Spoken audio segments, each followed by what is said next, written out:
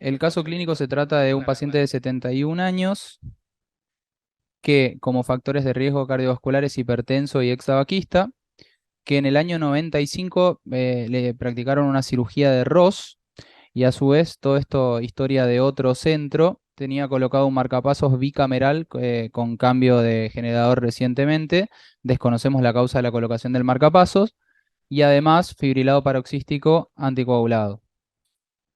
Como otro antecedente importante, era portador de una estenosis aórtica severa con reflujo severo, es decir, tenía enfermedad aórtica con disfunción ventricular, 37% de fracción de eyección e hipertensión pulmonar importante. Ahora vamos a ver los estudios. Y como clase funcional, el señor estaba sintomático para disnea en clase funcional 2 y es derivado desde Formosa para evaluación por el equipo de valvulopatías. El título de la derivación en un principio en realidad fue solicitando un eventual TAVI, ¿no? Sabemos que tenía el antecedente de cirugía de Ross. Como medicación habitual, venía tomando Rivaroxaban por su FA paroxística con amiodarona 200 miligramos día, 1,25 miligramos de bisoprolol, enalapril 5 cada 12, espironolactona 25, 20 miligramos de furosemida, alopurinol 100 miligramos día. Y tenía un eco, que este sí es de nuestro centro, ahora podemos ver imágenes igual, de enero del 2023, con dilatación de cavidades izquierdas, hipertrofia ventricular izquierda excéntrica, disquinesia del septum interventricular con hipoquinesia del resto de los segmentos, que he determinado un deterioro severo de la fracción de eyección con 37%, 35-37% como habíamos visto antes. La válvula pulmonar en posición aórtica, acorde al antecedente de cirugía de Ross, con perfil de flujo anterogrado conservado, pero con reflujo severo. No tenía, perdón, una estenosis severa. Eso estaba mal puesto. Y una insuficiencia mitral moderada severa por dilatación del anillo. Y a su vez también insuficiencia tricuspida moderada severa por déficit de coaptación valvar por el catéter de marcapaso que estaba interpuesto, con 55 de sistólica en la pulmonar.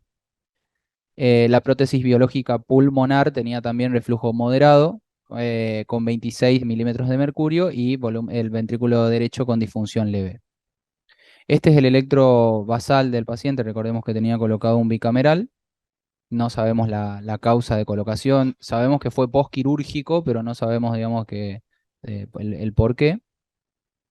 No sé si alguien lo quiere describir. No, no se le ve una onda P clara, capaz ahí en B2 Sí, pareciera acá. que pueda ser sinusal con estimulación ventricular permanente y hay unas extrasístoles ventriculares, pareciera en el quinto latido y el anteúltimo latido, pero me parece que es la misma estimulación. Bien. Diría un ritmo sinusal con estimulación ventricular permanente. Esta es la radiografía de tórax del paciente cuando ingresó.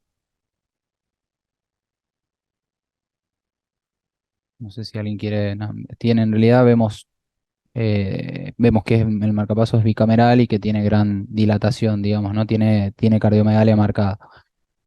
Y podemos ver las imágenes del transesofágico. Pero digo, tiene signos de crecimiento de cavidades derechas, ¿no? La aurícula derecha bien marcada, el ventrículo derecho también y el arco pulmonar tendido, con lo cual acorde a la hipertensión pulmonar que comentaste. Claro. La placa no la veo muy bien, pero me parece que no tiene un catéter en la aurícula. Este, Creo que tiene ahí un catéter que tiene sensado auricular como si fuese BDD, pero la verdad que no veo muy bien desde acá. LC. No sé, no, No, por eso, creo que tiene un catéter BDD, tiene para sensado auricular y con eso hacer sincronía auriculoventricular. son varias imágenes que los hago. Eh, el 3, están todos ahí las imágenes. Por acá, Pablo. ¿Quieres comentarlo vos, María? No, Este creo que es del preoperatorio en quirófano, es una vista medio esofágica, donde podemos ver ventrículo izquierdo, derecho, aurícula derecha y acá la aurícula izquierda. Lo que se puede ver es, a grosso modo, ¿no? Tiene dilatación tanto del ventrículo izquierdo, que por ahí, si lo frizamos un poquitito más acá, se ve que está esférico, ¿sí? Con aumento de la pared ventricular, es decir, tiene hipertrofia excéntrica y el ventrículo derecho también está algo dilatado, y dilatación biauricular con algo de insuficiencia mitral, por lo menos moderada. A ver. Bueno, eso es la prótesis anterior aórtica, el ROS previo que obviamente estaba estenótico, hay signos de aliasing. Miren que, como no lo hice yo, no sé. Bueno, y obviamente el ROS no solo tenía estenosis que acelera anterógrado, sino también tiene un reflujo que es bastante excéntrico, que en principio parece moderado en esa vista. Esta es una vista de 120, donde se puede ver bien la válvula aórtica, en este caso el ROS, con la aorta, la parte de la raíz y la aorta ascendente, aurícula izquierda, ventrículo izquierdo. Se ve que el ventrículo izquierdo está esférico, tiene una hipoquinesia global con deterioro muy severo de la fracción de eyección, 15% aproximadamente, algo de dilatación de cavidades derechas que se ven aquí por debajo, la dilatación de la aurícula izquierda, con algo de aumento del área con incremento del tenting de la valva posterior, que posiblemente justifique el reflujo que comentábamos anteriormente, y de esta prótesis puede llegar a tener algo de prolapso de los leaflets. La verdad que no lo llego a ver bien. No sé qué le informaron en quirófano. Pero bueno, el reflujo parece significativo y la insuficiencia mitral no impresiona severa, pero tampoco es leve. Moderada, ¿sí? No sé qué más. Y en general solemos ir a ver la raíz de la pulmonar, pero bueno, acá no sé si está desplegada. Bueno, reflujo tricuspidio vinculado con el catéter de marcapasos, que acá lo pueden ver, esta es la tricuspide, este es el catéter entrando por cava superior, y esto sería el seno coronario asomado. Bueno, lo mismo que dijimos anteriormente, no sé si había más vistas. No sé si querían mostrar algo en particular, Rolo, de las imágenes. Sí, sí.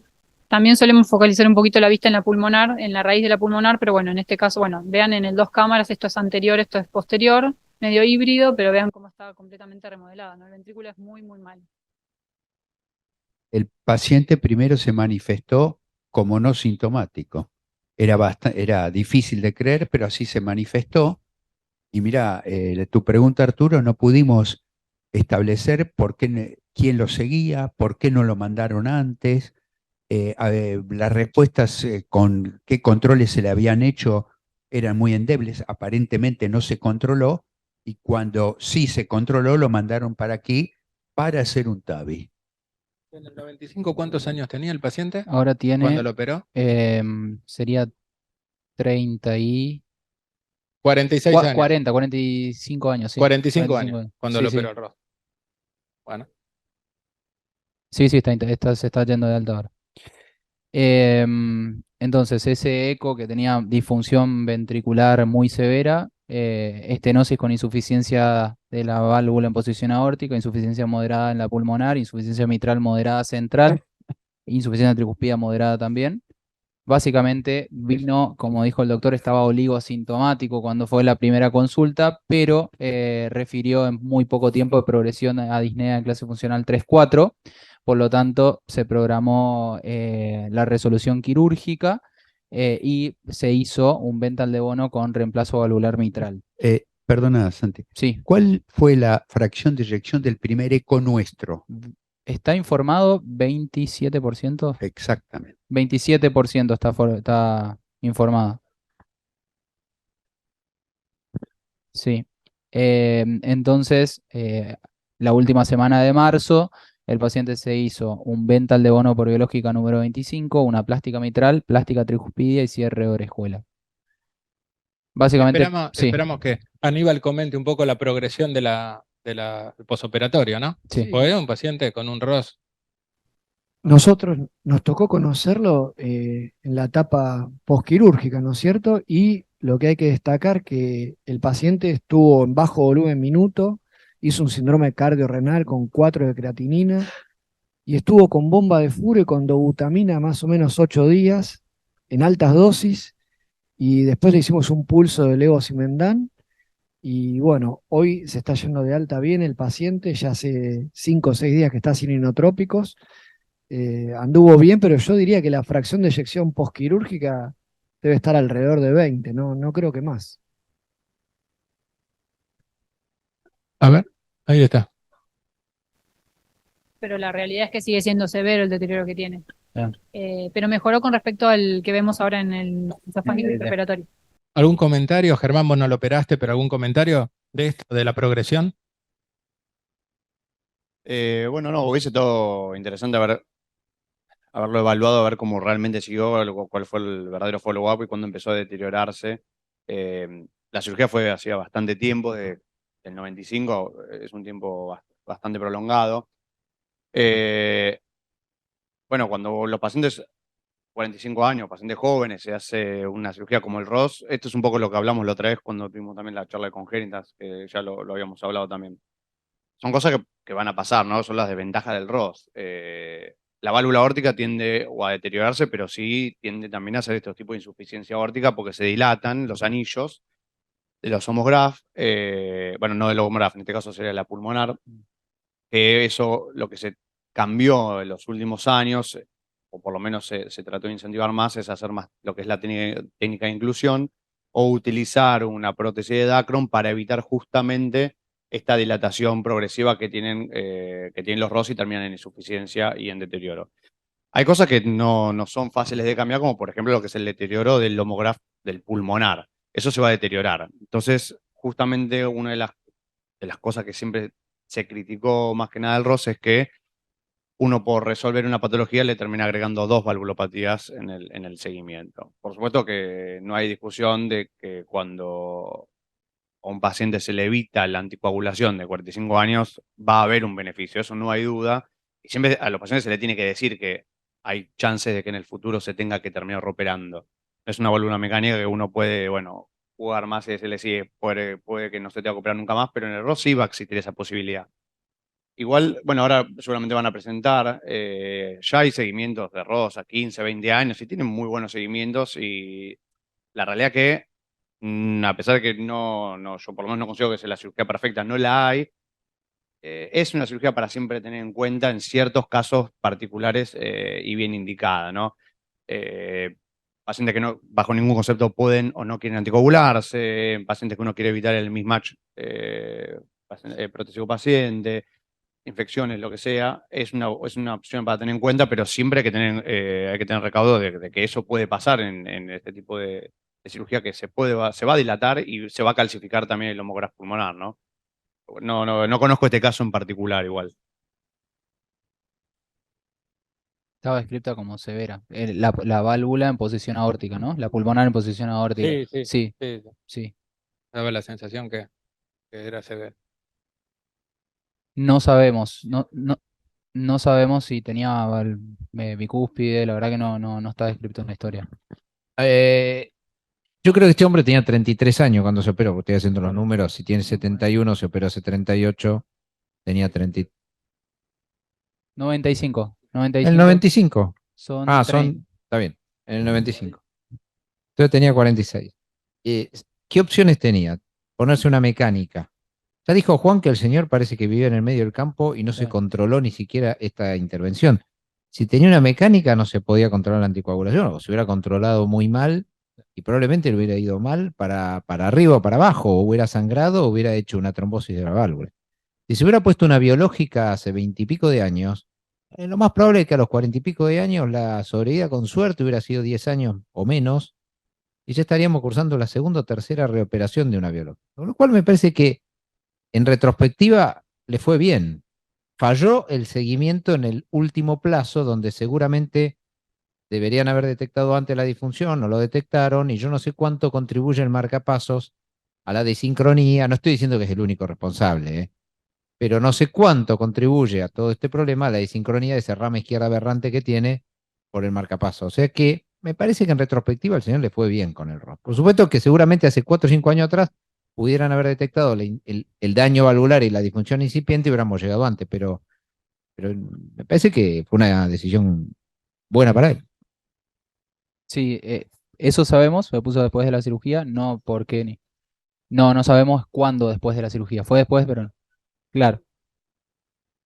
Sí, pero no sabemos si fue posquirúrgico inmediato, en el seguimiento, eso no está descrito en ningún lugar, digamos.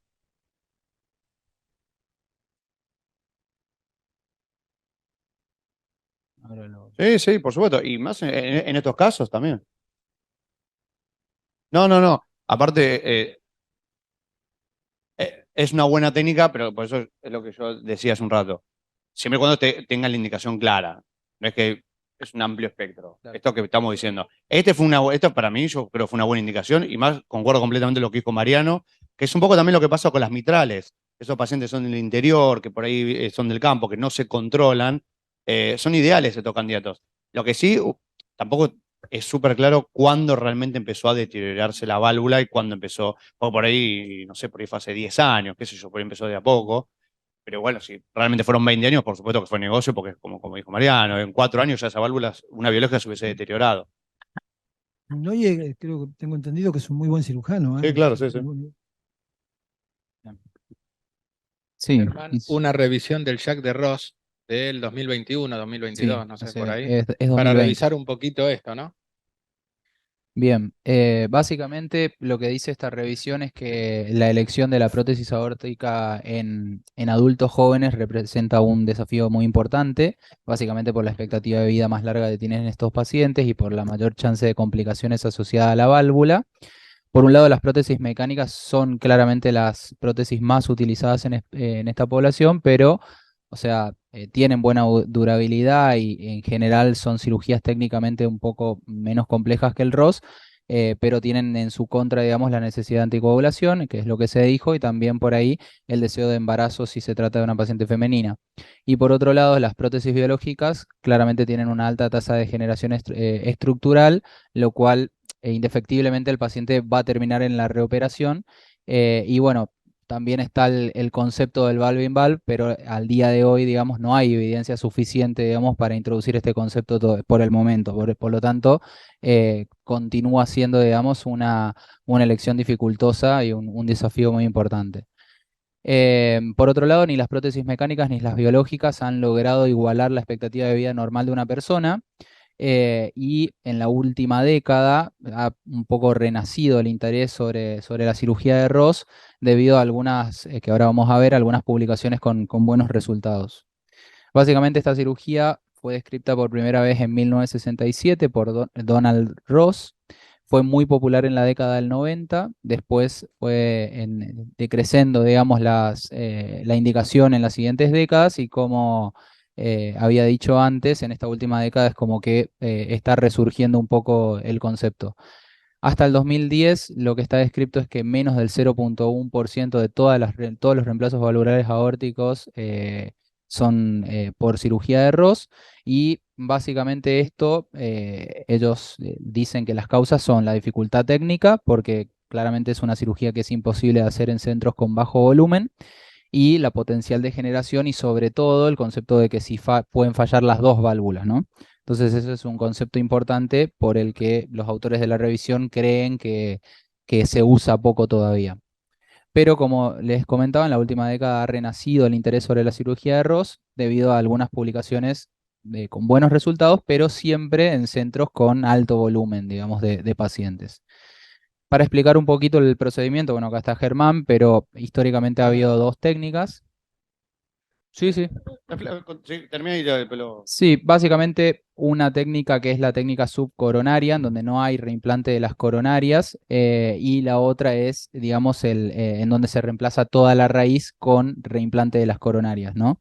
Están marcadas acá en la figura A y en la figura B. No sé si querés agregar algo. Sí, bueno, eso es básicamente es la técnica clásica. Siempre lo que es la base del procedimiento incluye suplantar la válvula aórtica con la Claro. válvula pulmonar y usar un homógrafo pulmonar. Lo que sí se planteó justamente es, ¿qué es lo que pasa? La válvula pulmonar, al estar puesta en una posición aórtica, dilata. Con el tiempo dilata. Eso es así, ya se vio. La técnica de inclusión ya sea puesta en una posición más anular o reforzar por afuera como si fuera un... Ah, bueno, ahí está, perfecto. A esto es lo que voy. Ya sea puesto el dacron cubriendo todo o puesto como en la tercera imagen, ahí en la raíz. Eso se usa también en la cirugía de preservación valvular, no, es algo que se comparte en sí. Uno ya poniendo un dacron, ya es un anillo aórtico extraanatómico o el dacron ahí, eso ya contiene la ampliación del anillo, que es lo que termina degenerando la raíz y por lo tanto generando una insuficiencia, ya sea central o de lo que sea, pero también los leaflets se terminan afectando. Entonces, todo está relacionado con todo en la raíz aórtica. No es solo la dilatación, los senos, la altura de las comisuras, todo está relacionado con todo. Lo que falla en esa armonía termina deteriorando de una forma u otra todo lo demás.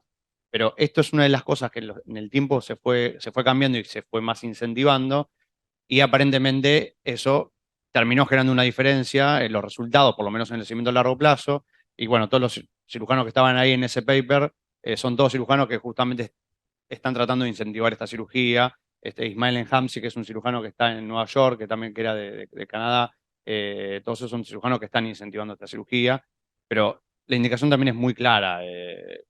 No se le da a todo el mundo. Y ese valor que vos por ahí pusiste, que menos del 0,1% de las RBA se cerró, es un número que también hay que tomarlo relativo, porque la indicación es muy precisa en ciertas cosas. No es comparativo un RBA común o un Bental que un ROS. Es para un grupo muy particular. Por eso ese dato también lo tomaría con pinza.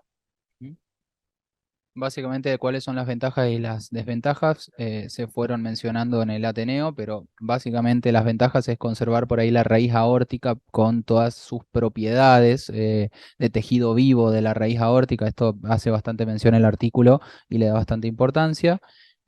También el tema del remodelado adaptativo que puede presentar el autograf pulmonar, es decir, comportarse como si fuese, digamos, tejido aórtico.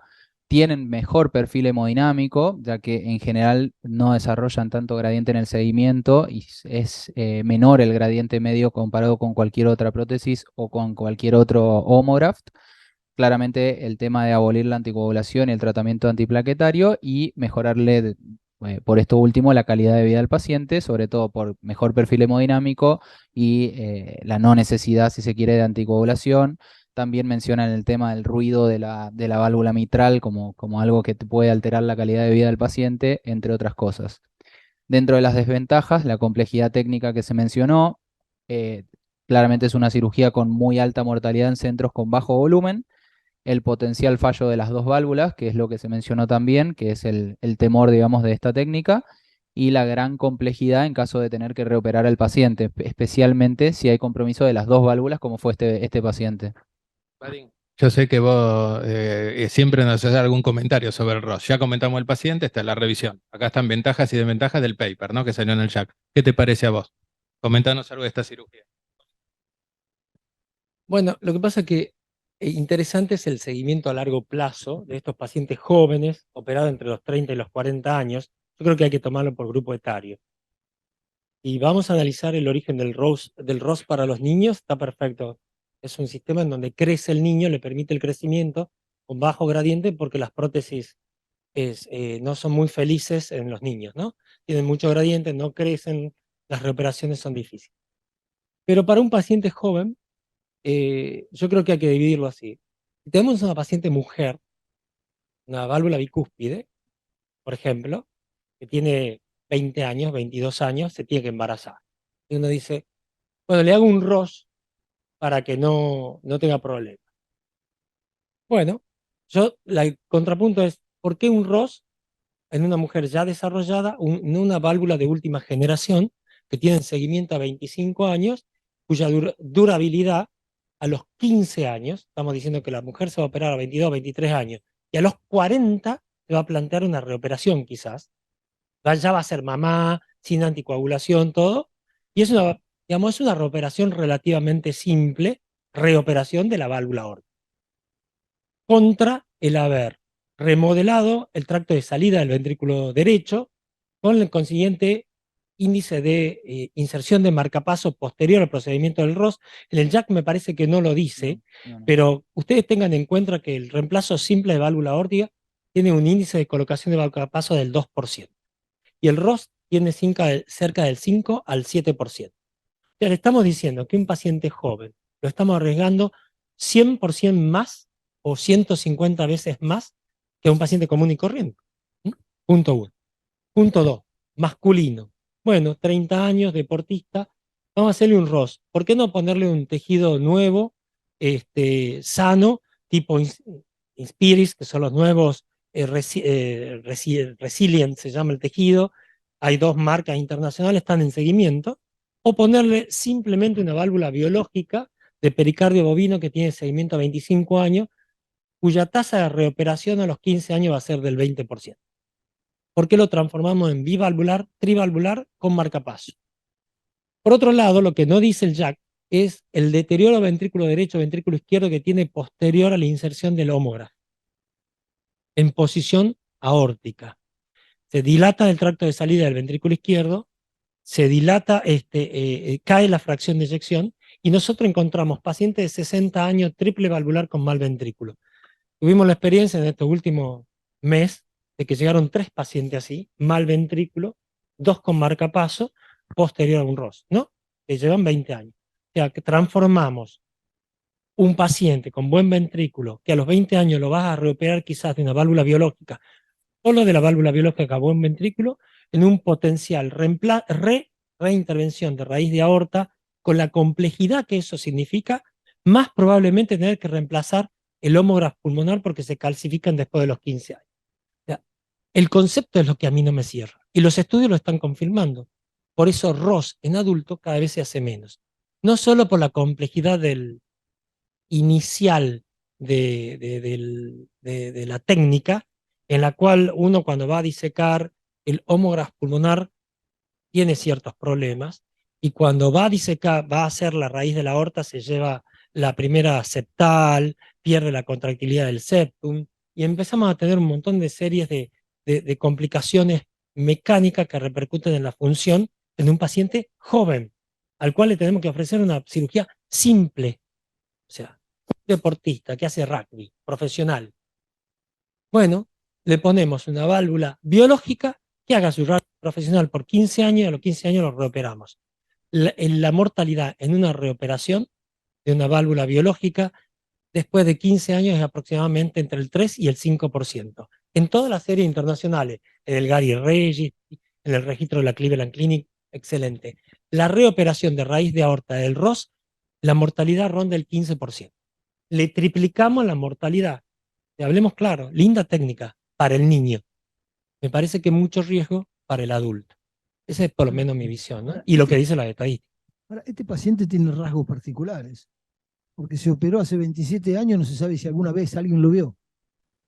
Por lo tanto, llegó a esta situación medio como iatrogénica. No estoy hablando no de la serie que vos comentaste, pero en general es una cosa rara. Un tipo del campo que se fue, se operó, se instaló en el campo y 27 años después apareció. Una cosa insólita para la medicina más o menos actualizada. Este es un aspecto. Y el otro aspecto es que a lo mejor hace 20 años que tiene un marcapaso, con un bloqueo de rama, con una estimulación, con un bloqueo muy grande de rama izquierda. O sea, habrá sido la evolución si el tipo se controla de otra forma, a lo mejor, si hubiera actuado en forma más precoz. Y lo otro es si hubiera corregido el tema este de la aberrancia en la conducción, en la estimulación que tiene. Y el último punto es si no habría que haberle puesto un resíncrono. No sé si esa es una opción, ¿no? Pero, perdón, antes que le conteste del resíncro. Si vos analizás la línea del tiempo de este paciente, se opera de una patología aórtica simple y le hacemos un tratamiento subóptimo. Le reemplazamos la válvula biológica suya, bicúspide. No se le reemplaza la aorta ascendente, o sea, no se le soluciona el problema genético que tiene el paciente, no se le hace el reemplazo de aorta ascendente, solo el pedacito de la raíz con el homógrafo pulmonar, por el cual ya le ofrecimos un tratamiento que no es el indicado en la válvula bicúspide. El tratamiento de la válvula bicúspide es reemplazo de raíz más aorta ascendente y probable piso de arco, porque la genética dice que hasta ahí se desarrolla la deficiencia de la fibra elástica en estos pacientes. Sí, aparte tenía un aneurisma de aorta ascendente, o sea, se le reemplazó la aorta ascendente. Bueno, sigamos camino. Postoperatorio, 35 días internado. Con sí, después de la cirugía, 35 días internado, con 2 reoperaciones, no, en la primera, con 2 reoperaciones. Exactamente. El tipo empieza con arritmias auriculares y ventriculares. Sale con marcapaso desde ese momento. Se va a la casa con marcapaso. Recambio insuficiencia cardíaca 10 años después de operado. Arritmia auricular. insuficiencia cardíaca y viene piloteado. O sea, bueno, le pilotearon muy bien médicamente la patología, hay que reconocerlo. Y termina. No sabíamos, esos datos no los Claro, teníamos.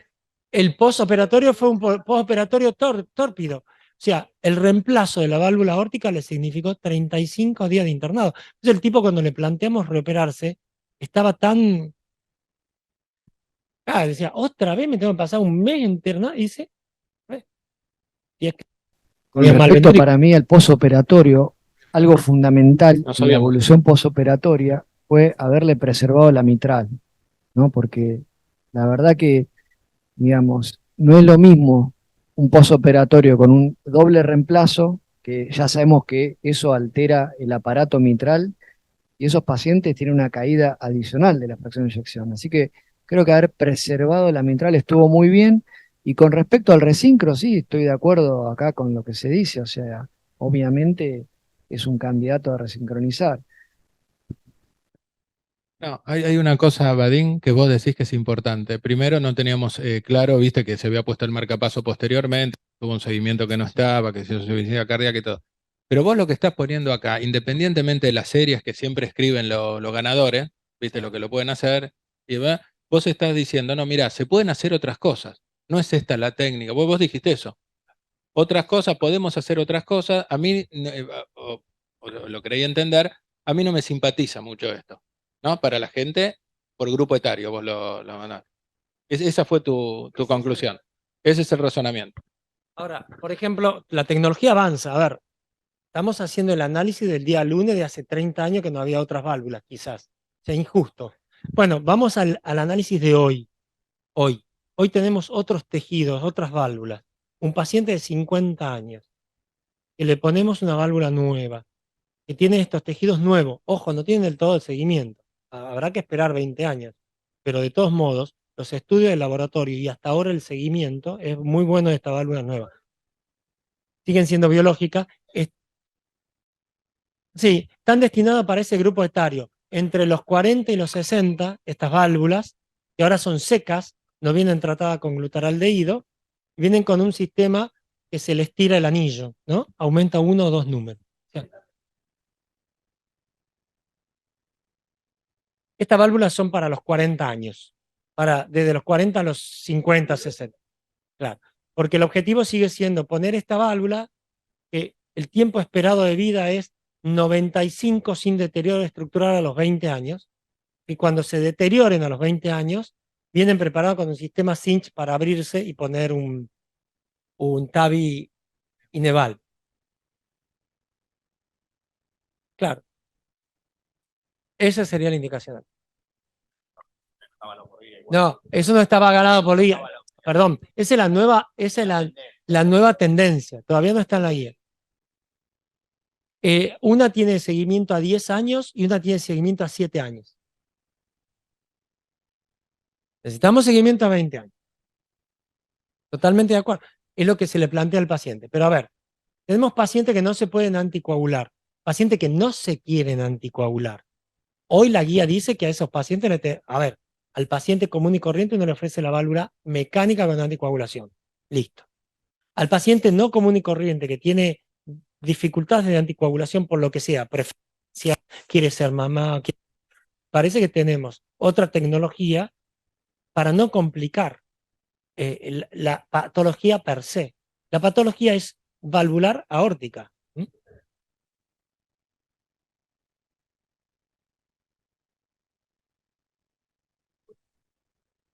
Tiene unos tratamientos ahora por presión de los tejidos y con otras cosas que no es glutaraldehído, que lo que hace que no haya depósito del calcio. Y en los estudios de banco y de laboratorio dicen que, comparando los estudios, ¿no? Cuando se hicieron la de pericardio bovino y el mismo estudio en esta válvula, el depósito de calcio es 90% menos que la de pericardio bovino. O sea, lo que se razona es que va a tener mucho menos deterioro estructural. Como le dijo Germán acá, todavía no lo podemos firmar. Digamos. Nosotros ya hicimos 4 pacientes con estas válvulas. Inspiris. Hay otra más en Europa que no llegó todavía, que va a llegar de otra manera, pero son parecidas. Es muy importante para nosotros lo que está diciendo porque en este momento uno cambia también la cabeza, vos decís, entre los 40 y los 60 hay biológicas hoy. Eso está diciendo. Es otro tema de conversación. Está la opción, ¿no? Bueno, está bien, está la opción. Pero vos lo estás contrarrestando contra dos válvulas, esto, lo otro, vos estás poniendo una versus la otra, versus este procedimiento. Se está a internacional se está generalizando, a nivel argentino, Latinoamérica todavía estamos lentos, pero por el costo, porque está hablando que una válvula común y corriente, que va a ser la pregunta que me está por hacer, una válvula común buena vale más o menos $2.800 y en esta válvula estamos hablando por encima de los 7.500, digamos, entre 7.500 y $10.000. O sea, bueno, no es tanto tampoco, no estamos. Hay un tema, sacando el material nuevo y la nueva opción. Yo te lo planteo así. Estenosis aórtica severa simple sin patología coronaria. Cirugía mini, reemplazo valvular biológico en un paciente de 43 años. Bueno, lo reoperamos a los 58. Tiene una mini. Le reemplazás la válvula si no se quiere anticoagular. Esa reoperación, esa patología, tiene un 5% de mortalidad en las guías. Y con nosotros acá en el hospital. 5%. Contra un 15% de una reoperación de estas. Yo creo que ahí está el talón de Aquiles. Bueno, Santi, lo que vamos a decir más o menos es el final de todo, porque al final habrá nuevas prótesis biológicas. Me pareció muy interesante. Gracias, Vadim, por venir. Estábamos. Porque me parece que esto también nos cambia un poco a nosotros, ¿no? Esto para el cardiólogo, ¿no? Para entender, viste, cómo se está cambiando un poquito el concepto, ¿no? De las válvulas biológicas, del tratamiento. Bueno, vos lo dijiste. ¿Vos pusiste 4 ya de estas? ¿Ya van 4 de estas? Bien. La nueva, que es de una marca que se llama Medtronic, esa no llegó todavía acá, porque está en vía de que le apruebe acá el ANMAT, pero, a ver, son caras para el país, qué sé yo, pero me parece que son una buena opción para poner. Y otra cosa, hay un montón de herramientas que ahora tiene el cirujano para la reoperación. Vos le sacás una válvula puesta por común, convencional, no de estas nuevas, suponte, y le pones una de rápido implante, aún acelera aún más todavía la reoperación. No necesita ser como antes, que había que sacar todo, salvo que haya una infección. Pero si no hay infección, uno entra rápido, pone una rápido implante dentro de la válvula, la otra que se resecó, y cualquiera de las dos rápido implantes que tenemos, la que usamos en el hospital o hay otra en el mercado, no importa, cualquiera, acelera mucho los tiempos de reoperación. Y uno le puede decir a un paciente relativamente joven, ponerle de 50 años, bueno, flaco, te pongo esta, a los 65 te reopero y por ahí tiras toda tu vida con esto. Y ya está. Con respecto a la otra válvula, si cuesta cuánto, el doble o 3 veces, la verdad que en la situación en la cual se está planteando y en relación a otros costos de la medicina, no es tanto. La duda es si el problema es económico o es que es impredecible todavía la evolución. Eso Claro. es otro tema. A mí lo que me concierne es reoperar un paciente de raíz de aorta es diferente. Por ejemplo, reoperar los Vental tiene sus dificultades porque ya está todo pegado. Reoperar los ROS, en donde el tracto de salida del ventrículo derecho, la pulmonar está toda disecada. Los ostios están todos pegados. La raíz de aorta está ya disecada. Volver a entrar ahí donde toda una piedra, los ostios están todos consumidos. Es decir, es difícil solucionar. Es una patología de alta mortalidad. Encima, en pacientes que viven como todos estos, con larga edad, no se quieren reoperar, creyeron que iban a tener esto, homogras disfuncionantes de mucho tiempo que lo vienen pateando. Y eso es lo que estamos viendo ahora. Escucha, nosotros te mandamos mucha gente joven y esta charla la debes tener todo el tiempo con ellos. Vamos a suponer que no hay ningún problema y que el paciente no tiene problema en articularse, ni médicos ni problemas personales. No es mujer, es un hombre de 45 años, entre 45 y 50, que no tiene problema en anticoagularse, no hace deporte de impacto. A ese tipo, sabiendo los riesgos de la anticoagulación y el tema del deterioro estructural, si tenés la mejor biológica o la mecánica, ¿vos qué le recomendás? A 45 a 50 años, reemplazo de válvula aórtica, sencillo, si querés una bicúspide sin gran compromiso de la raíz. ¿Una biológica de estas que vos comentás o una mecánica con anticoagulación por el resto de su vida? Mira, te lo planteo así. es el hacendado dueño de la Patagonia que vive allá. No tiene problema pero vive, ¿sabe qué? En la Patagonia. Entonces no tiene control médico, no tiene nadie cerca para estar anticoagulado, etcétera. Ahí yo te diría, bueno, mira, le ofrezco la biológica. Pero un paciente instruido, que tiene acceso a la medicina rápido, que está todo el mundo dando vuelta alrededor de él, están ustedes los cardiólogos controlándolo permanentemente, hoy la guía dice que a ese paciente que hay que ofrecerle una mecánica. Si nosotros le decimos eso, mira, te ofrezco una mecánica.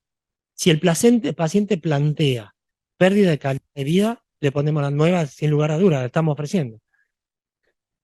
Parece un poco ese era el mensaje, que no hay una equivalencia mecánica contra la mejor biológica. Todavía pesa, en ese grupo etario, pesa un poquito más la mecánica. Y la biológica entra cuando tenemos todos los problemas ya son la anticoagulación, el tipo que vive lejos, el que tiene problemas, el que se cae, el que hace deporte de impacto, o cuando el tipo te plantea, no, yo no me quiero anticoagular. Pero si no hay diferencias y no hay ningún, la mecánica todavía tiene un rol un poquito más protagónico. Bueno, hay seguimiento. Claro, claro. Ustedes cuando ven no se olviden que nosotros mismos acá, nosotros en nuestro hospital, en un grupo cerrado de plan de salud, lo presentamos en este Ateneo hace 3, 4 años. 4 años. La variabilidad que tenemos en los pacientes de plan de salud anticoagulado con válvula mecánica asusta. Permanecen más tiempo fuera de rango, supra o infrarrango, que bien anticoagulados. Son pacientes que tienen acceso inmediato al plan de salud. Bueno, no tenemos el dosaje permanente como si fuesen los diabéticos que tienen la medición de anticoagulación, lo deberíamos tener. Todos los pacientes que se van a anticoagular de acá deberían irse con el aparatito de autocontrol para ellos saber si están alto o bajo, como hacen con la diabetes. Bueno, esto no tenemos. Y eso hace que la anticoagulación en nuestro medio, que no es malo, imagínense el que está en la calle, no es malo en nuestro medio, pero en nuestro medio nosotros lo tenemos documentado, no es el óptimo.